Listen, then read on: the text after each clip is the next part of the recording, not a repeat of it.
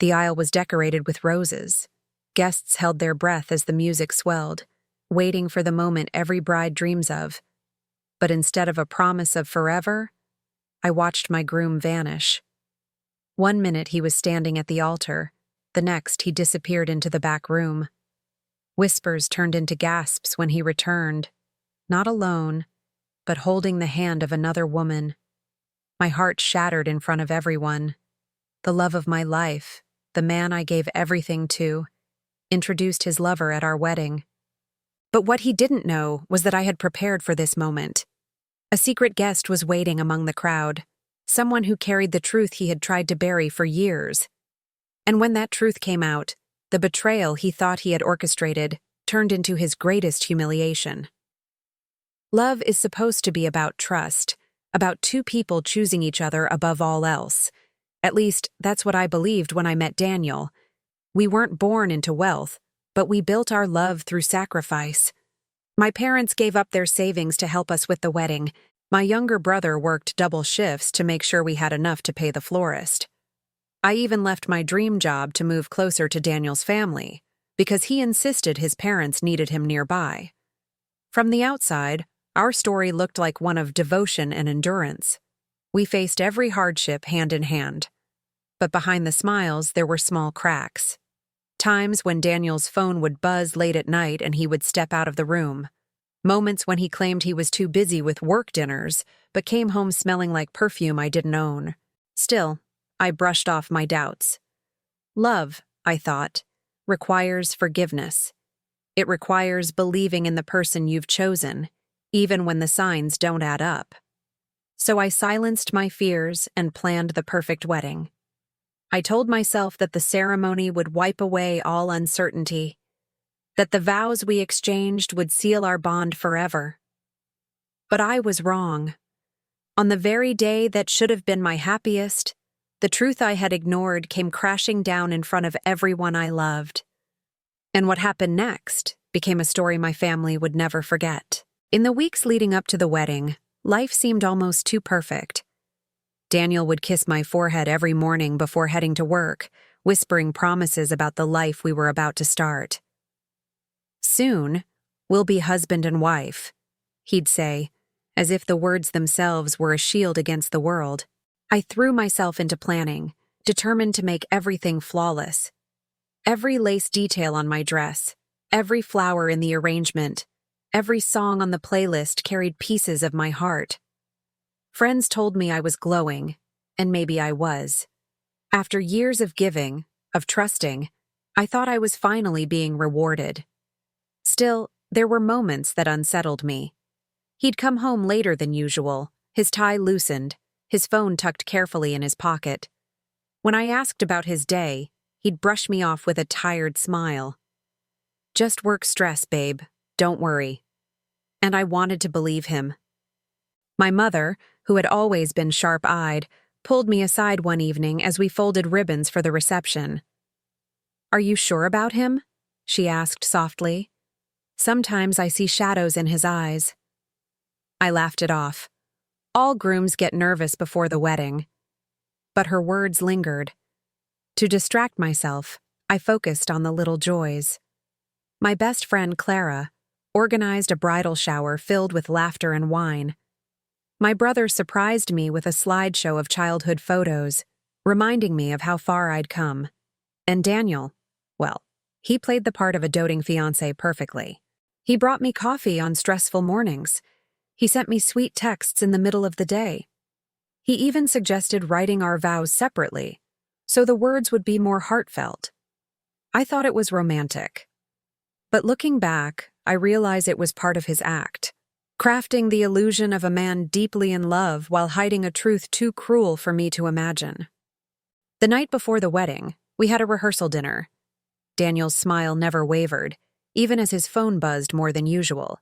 I caught him sneaking glances at it, his thumb moving quickly over the screen.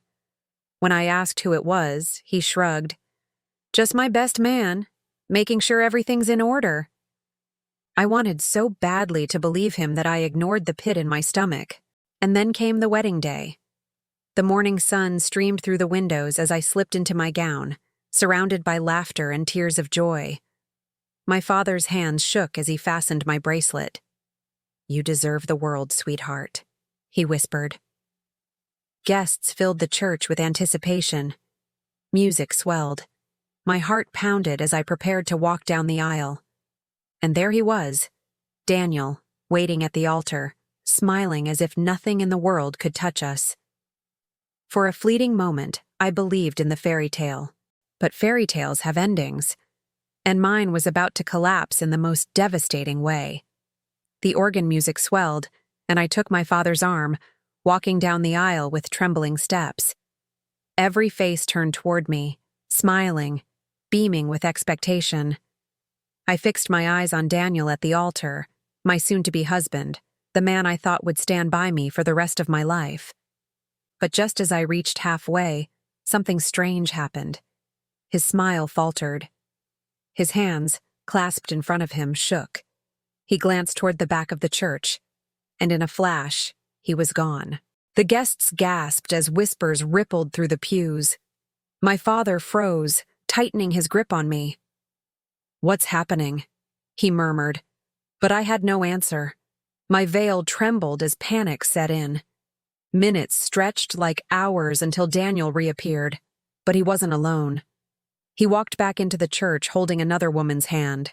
She was stunning, dressed not in wedding white, but in a silky crimson dress that clung to her frame. She looked at me not with guilt, but with triumph. And Daniel, my Daniel, was smiling at her. "This is Emily," he announced, his voice steady, as though he were making a toast rather than destroying my world. "She's the woman I love." A collective gasp filled the room. My bouquet slipped from my hands. I felt the weight of 100 eyes watching, pitying, judging. "You can't be serious," my mother whispered fiercely from the front row. But Daniel was serious. His voice grew louder, more confident. "I can't marry someone I don't love. I won't lie in front of God and all of you. Emily is the one I've been with for the last year. She's my future, not this farce." Farce. That word sliced through me like a blade. All the sacrifices, the tears, the dreams we had built, reduced to a farce. I wanted to scream, to run, to collapse. But my legs refused to move. Emily stepped forward, her chin high, her lips curling in a smirk. "We didn't mean to hurt you," she said softly, though her eyes glittered with satisfaction. "But love can't be hidden forever." The audacity made my stomach churn. She wasn't apologizing. She was flaunting. Gasps turned into murmurs. Guests shifted uncomfortably, some standing, some shaking their heads. Clara, my best friend, leapt from her seat. "Daniel, are you insane? You're humiliating her in front of everyone." But he only tightened his grip on Emily's hand. "Better now than living a lie," he said coldly. I couldn't find my voice. My throat felt raw, my chest hollow. Images flashed in my mind, the late-night texts, the perfume on his clothes, the doubts I buried. All the signs had been there. I had just chosen blindness. My father finally spoke, his voice trembling with fury. "You dare disgrace my daughter, disgrace this family, on the very day we gathered to bless your union?" Daniel didn't flinch. "I won't apologize for choosing real love." And then, as if the cruelty wasn't enough, he added, "You should be grateful I ended it now instead of after years of pretending." My knees buckled, but Clara caught me. Tears blurred my vision, but through them, I saw something shift in the crowd. A figure stood quietly in the back row, someone I hadn't noticed before. Their presence was commanding, their gaze locked on Daniel with an intensity that silenced even the murmurs. My heart raced, because I knew something Daniel didn't. That figure wasn't just a guest. They were carrying a truth that would shatter Daniel's smug confidence. A secret I had kept hidden until this very moment. And soon, the betrayal he unleashed on me would circle back on him in ways he never imagined. The room pulsed with silence. Daniel stood tall beside Emily, defiant, as though he had delivered some noble truth instead of ripping my heart apart. The whispers died when the figure in the back row began to move forward, their footsteps echoing against the marble floor. It was a man, broad-shouldered, sharp-eyed, and familiar. My breath caught as recognition rippled through the crowd. It was Richard, Daniel's own uncle, the one who rarely appeared at family gatherings, the one Daniel had always seemed nervous around. Richard's voice carried like thunder. "Enough lies, Daniel. If you want the truth, then let's have it. Right here. Right now." Daniel stiffened, his bravado cracking. "What are you doing here?" he hissed, his grip on Emily faltering. Richard didn't flinch. He turned to the guests, to my family, to me. "You all deserve to know the kind of man standing before you. Daniel hasn't just betrayed his fiancée, he's betrayed his entire family." Gasps erupted again. Daniel's face drained of color. "Stop it," he barked. "This isn't your place." But Richard pressed on, his eyes blazing. For the past year, Daniel has been siphoning money from his parents' business. Thousands upon thousands of dollars funneled into secret accounts. And do you want to know who helped him cover it up? He looked directly at Emily. Her. Emily froze, her smirk dissolving. Murmurs rippled through the crowd like wildfire. I clutched Clara's hand, my chest heaving. Betrayal upon betrayal. It wasn't just my heart he had broken. It was the very foundation of his family's trust. Richard stepped closer, voice sharp as glass. "Your father thought you were working late nights to save the company. Instead, you were draining it, leaving him to patch the holes. You didn't care about family. You cared about yourself." Daniel shook his head furiously. "You can't prove anything." But Richard's smile was cold. "Oh, I can. And I brought the proof."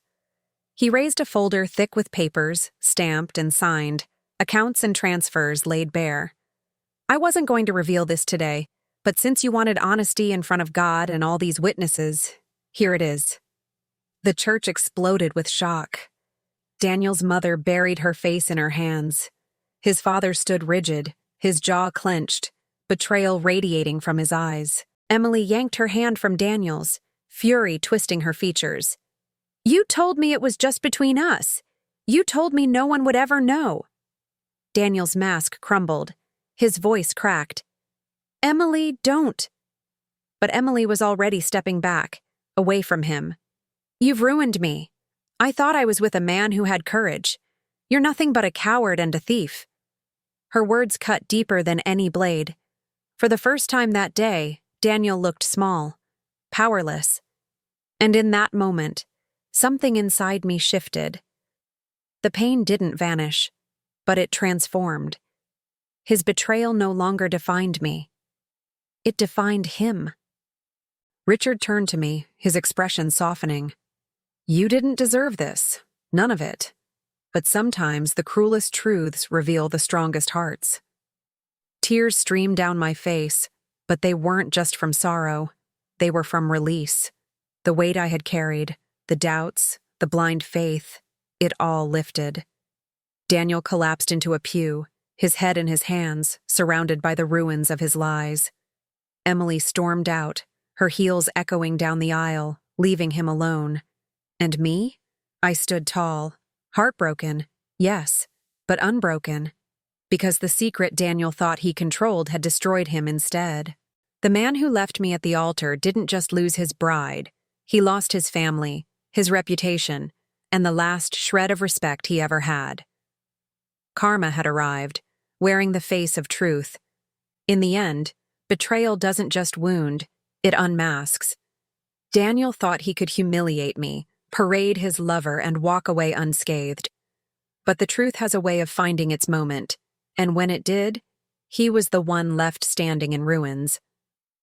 I didn't walk out of that church as a broken bride.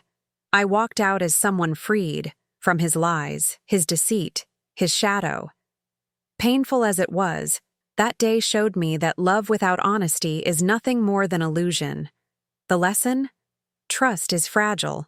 It takes years to build, seconds to break, and forever to repair. When someone shows you cracks, don't paint over them with hope. Face them. Because ignoring the truth only gives betrayal time to grow. And sometimes, the cruelest endings are really new beginnings. My wedding didn't give me a husband, but it gave me clarity, dignity, and strength.